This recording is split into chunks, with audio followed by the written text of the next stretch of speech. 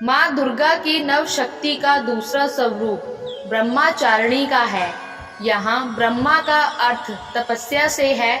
माँ दुर्गा का यह स्वरूप भक्तों और सिद्धों को अनंत फल देने वाला है।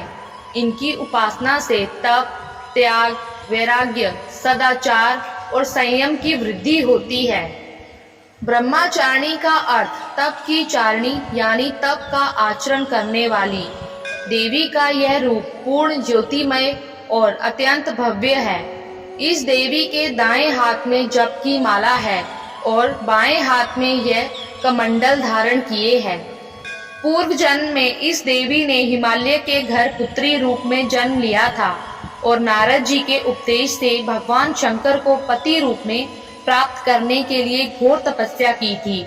इस कठिन तपस्या के कारण इन्हें तपचारिणी अर्थात ब्रह्मचारिणी नाम से अभिहित किया गया।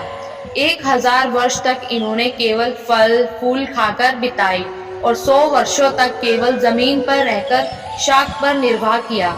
कुछ दिनों तक कठिन उपवास रखे और खुले आकाश के नीचे वर्षा और धूप के घोर कष्ट सहे। 3000 वर्षों तक टूटे हुए बिल्व पत्र खाए और भगवान शंकर की आराधना करती रही। इसके बाद तो उन्होंने सूखे बिल्व पत्र खाना भी छोड़ दिए। कई हजार वर्षों तक निर्जल और निराहार कर तपस्या करती रही। पत्तों को खाना छोड़ देने के कारण ही इनका नाम अपर्णा नाम पड़ गया। कठिन तपस्या के कारण देवी का शरीर एकदम क्षीण हो गया।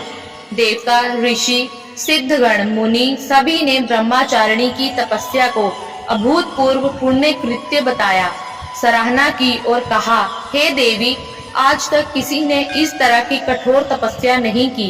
यह तुम्ही से ही संभव था। तुम्हारी मनोकामना परिपूर्ण होगी और भगवान चंद्रमैली शिव जी तुम्हें पति रूप में प्राप्त होंगे। अब तपस्या छोड़कर घर लौट जाओ। जल्द ही तुम्हारे पिता तुम्हें बुलाने आ रहे हैं। इस देवी की कथा का सार यह है कि जीवन के कठिन संघर्षों में भी मन विचलित नहीं होना चाहिए।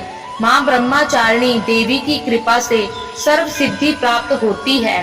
दुर्गा पूजा के दूसरे दिन देवी के इसी स्वरूप की उपासना की जाती है। धन्यवाद।